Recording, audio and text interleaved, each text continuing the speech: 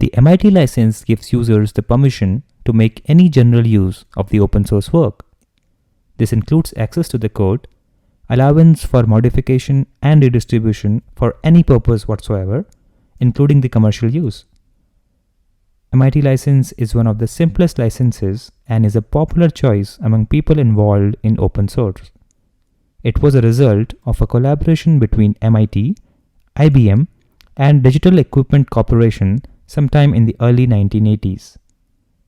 When using MIT license, users are allowed to use the code in commercial applications, modify the code in whatever way they like, distribute copies of the code and make modifications on top of them, incorporate the original code into a modified version with the stricter license terms. Licenses like MIT fall into the permissive type of open source licenses because they allow the user to do anything with the code, which is largely liberal in nature. The other category of open source licenses is called copyleft licenses. You might have heard about copyright. Copyleft is the counterpart to it. Copyleft licenses allow modifications and redistribution on the condition that the license terms of the original work are applicable to the derived work too. Unlike copyleft software licenses, the MIT license permits the reuse within proprietary software too, provided that all copies of the software and its substantial portions include the copy terms of MIT license and a copyright notice. Great! Now that you know about a popular open source license, it is time that you get excited about several others. The MIT license isn't the only open source license out there. You can go to the Choose a License website from the instructor notes to learn about different kinds of open source licenses. Welcome to the first demo of the course. In this demo, we are going to browse through one of the popular open source software projects and figure out how to get access to the source code. You might have heard about Docker.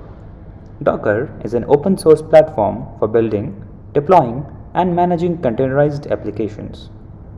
Compose is a tool that helps you define and run multi-container Docker applications. With Compose, you can use a YAML file to configure your application's services. Then, with a single command, you can create and start all the services from your configuration. So much jargon here. It is okay if you don't know about Docker or Docker Compose. In this demo, the idea is just to explore Docker Compose as an open source project. This is the official page for open source at Docker. Let us try to learn more about Compose here. When we scroll down, we find the project Docker Compose listed as an open source project. Let us try to access the source code for it.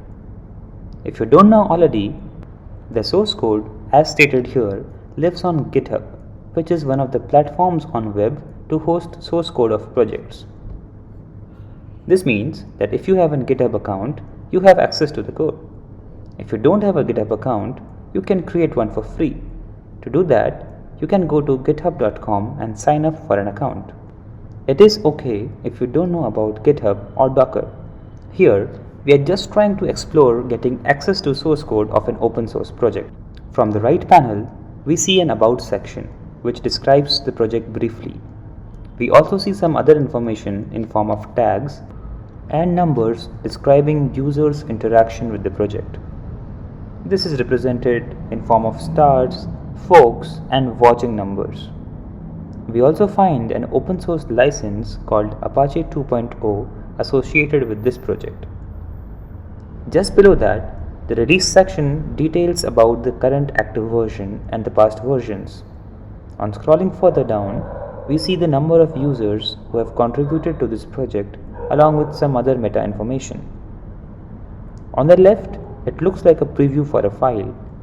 This section is describing the project whereabouts. This file is called README, and we will explore more about README later in the course.